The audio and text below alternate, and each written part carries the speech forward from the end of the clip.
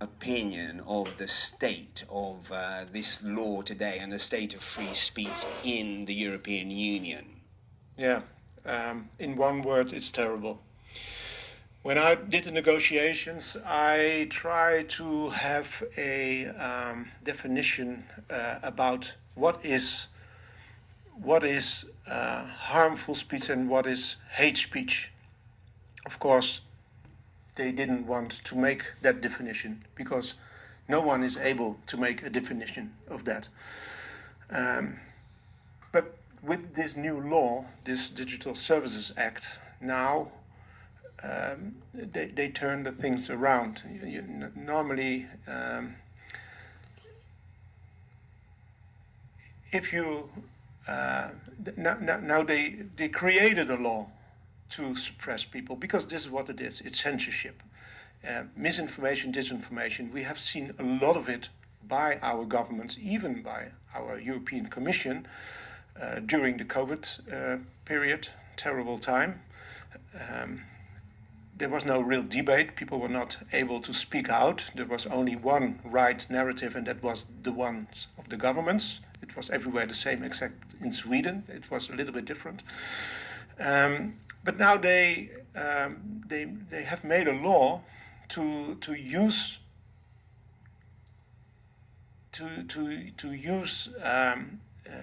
it to silence people.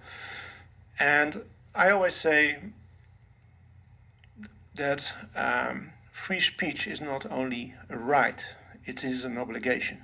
It's really an obligation, and it's a necessity for a healthy democracy.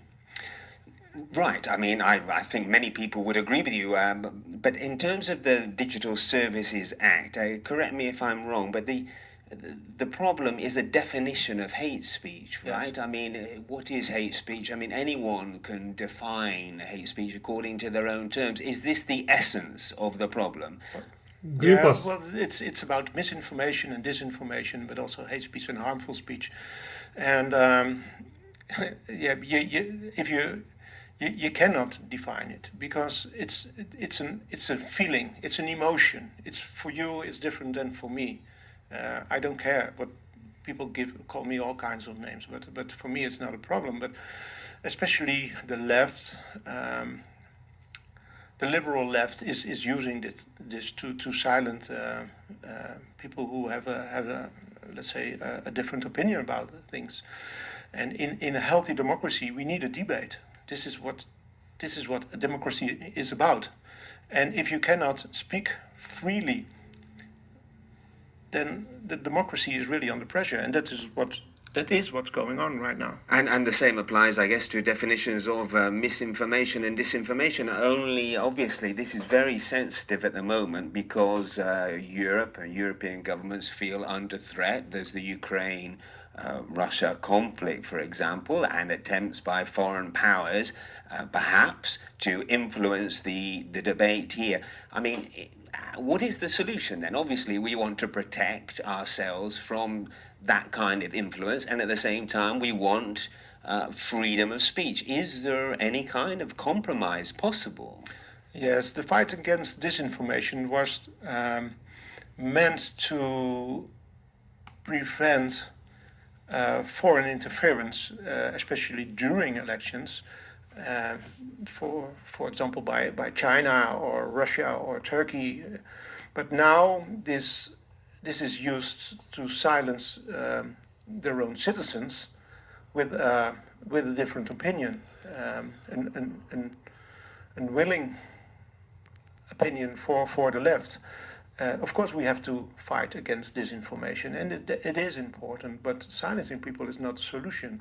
I think if we want to have a real democracy, we need as much as possible free speech. Right. And you can be harmful and you can be hateful. It's also a right. Okay, so would you consider yourself to be a free speech fundamentalist? Absolutely. Okay, so Absolutely. Nothing should be censored, essentially. Well, if it's about calling out for violence or that what is legal offline should also be legal online. This is what the commissions say. This is what they say they're doing. These were my words, and they start repeating it all over and all over. Yeah. So when I was doing this negotiations. I've said that, but but in practice they are doing the opposite. Really, we have seen. It's of course this is not the EU, but last week we saw in Scotland on April 1, Fool's Day, that.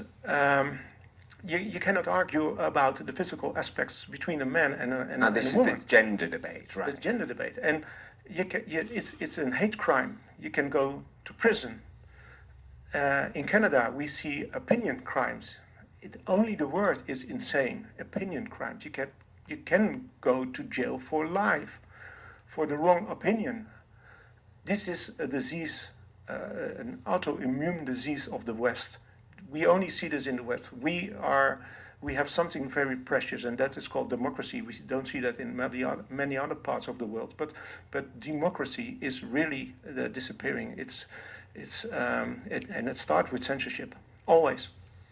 So what does this mean for the European elections? Here we are now very close, and I've had people sitting in your chair there who say that they have already been turned down, their reach has been reduced to members of your parliament, deliberately up by social media, different social media, at the request of national authorities.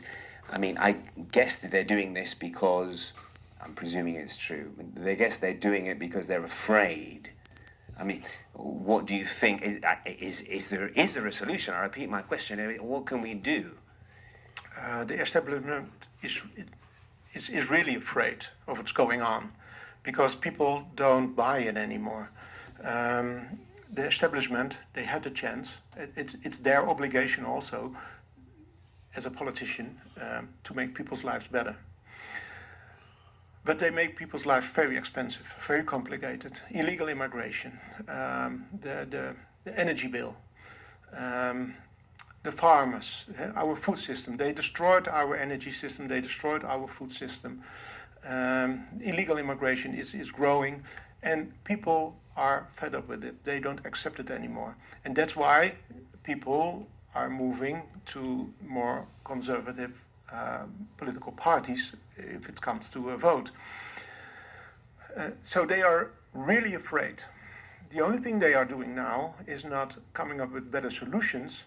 No, they try to scare people that the far right, and we have this Russia game that they also played with President Trump. Last week we had this Voice of Europe thing. There is no. This is the alleged influence scandal. Yes, there is no evidence whatsoever. They have no names. They have nothing. But they connect people, even with pictures in the newspaper, to create a feeling of this is not good, and this is not what politics should be about. It's a dirty game. If you want to win the vote of the people, you have to come up with making people's lives better, with good solutions. Now they do the opposite. They try to scare people off, and that they don't vote for the opposition. Just one